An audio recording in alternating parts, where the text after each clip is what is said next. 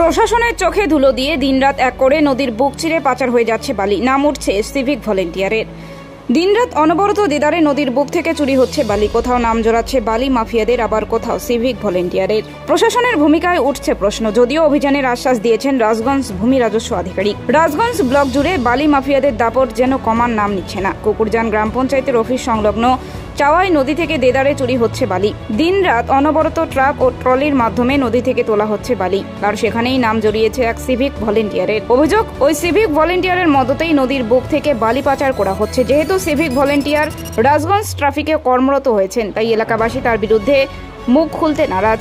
যদি তার বিরুদ্ধে কিছু বলে তবে বিনা দোষে কেস দিতে পারে বলে ভয়ে কেউ মুখ খুলছেন না। শুধু এই ঘাটেই নয়, চাওয়াই নদীর একাধিক ঘাট থেকে বালি তুলে পাচার করা হচ্ছে বলে অভিযোগ। স্থানীয় পঞ্চায়েত সদস্যা প্রশাসনকে জানাবেন বলেও জানিয়েছেন। তবে প্রশ্ন উঠছে, বেশ কিছুদিন আগে তৃণমূলের রাজগঞ্জ ব্লক সভাপতি অরিন্দম ব্যানার্জি রাতের অন্ধকারে করতোয়া নদীর ঘাট থেকে অবৈধ বালি পাচার হওয়ার সময় ডাম্পার আটকেছিলেন, কিন্তু তারপর থেকে এখনও বেশ কিছু এলাকায় দেদার বালি পাচার হয়ে চলছে। সে সমস্ত পাচারের বিরুদ্ধে কেন রুখে দাঁড়াচ্ছেন না তিনি, প্রশ্ন থেকেই যায়। অন্যদিকে কটাক্ষ করেছে বিজেপির বক্তব্য, দিনরাত যেভাবে বালি চুরি হচ্ছে এর সঙ্গে যুক্ত রয়েছে শাসক দলের নেতারা, যার ফলে পুলিশ প্রশাসন কিছু বলতে পারছে না ভূমি রাজস্ব দপ্তরের আধিকারিকরাও। যদি বলতে যায় তো একদিন দুদিন বন্ধ থাকে। দলের পক্ষ থেকে ভূমি রাজস্ব দপ্তরকে আবার জানানো হবে। যদি এরপরও ব্যবস্থা না নেয় তবে ভূমি রাজস্ব দপ্তরের অফিসের সামনে বিক্ষোভের হুঁশিয়ারি দিয়েছেন রাজগঞ্জ পঞ্চায়েত সমিতির বিরোধী নেতা নিতাই মণ্ডল। এটা ঘোষপাড়া নদী থেকে প্রতিদিন এইভাবে কি মাটি উঠাচ্ছে এরা? এটা প্রতিদিনে নিয়ে যায়। এটা কবরস্থানটা আছে না, সব ভেঙে পড়ে যায়। কবরস্থান এটা সব মাটিটা পড়ে চলে যায়।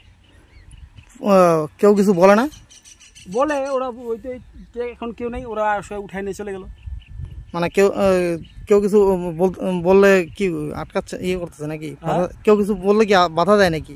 বাধা দেয় তো, বাধা দেয়, কিন্তু ওরা ওই এখন লোক নেই, এখন উঠায় নিয়ে চলে গেল। এই আর কি, এইভাবে চলতেছে।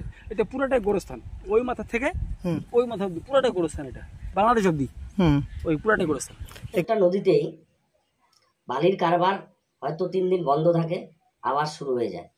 প্রত্যেকেরই লম্বা হাত, তৃণমূল দলের রাঘব বল প্রত্যেকেই জড়িত আছে। কাজে এই বালি মাফিয়া যারা আছে তারা প্রশাসনকে তোয়াক্কা করে না, তারা তাদের ইচ্ছে মতো কাজ করেই যাচ্ছে। এই প্রশাসন জেনে শুনে চুপচাপ বসে আছে, কারণ নেতারা তাদের বাধা দিচ্ছে। নেতারা প্রশাসনকে রেড করতে বাধা দিচ্ছে, তাই হয়তো প্রশাসন রেড করতে পারছে না, তাদেরকে সামলাতে পারছে না। প্রশাসনকে দেখিব, প্রশাসন বলতে হবে প্রশাসন কি নিতেছে একটিয়া, এটাই আমার কথা থাকবে। বিজেপির কটাক্ষ যে তৃণমূলের নেতারা এখান থেকে মোটামুটি টাকা খাচ্ছে, যার কারণে না, এটা বিজেপি তো এটা মিথ্যা গুজব বলতেছে। বিজেপির কথা কান দিয়ে লাভ নেই, এটা ভাওতাবাদী কথা বলে। এটাই এদের বিরুদ্ধে কোনো ব্যবস্থা নেওয়া হবে? 100% নেওয়া হবে, হয়তো কাজগুলো তো নিতেই হবে। এই ডাম্পার বা যেগুলো ইলিগাল মাইনিংয়ের যেগুলো চলছে, আমরা তো আমাদের সাধ্যমতো রেড করছি। তো এই মুহূর্তে কুকুরজানে যেটা চলছে, আমাকে যেটা জানালেন আপনি, সেটাতে আমি আরআই সাহেবকে অলরেডি ইনফর্ম করে দিলাম।